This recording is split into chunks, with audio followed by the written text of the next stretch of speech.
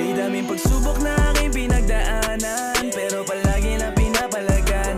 Walang pake kung sino man sa akin umaharang. Di na ako aatras kaya tabi dyan.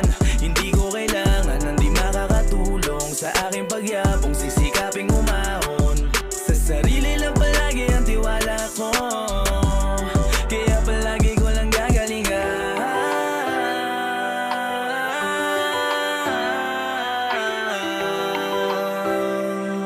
Yeah.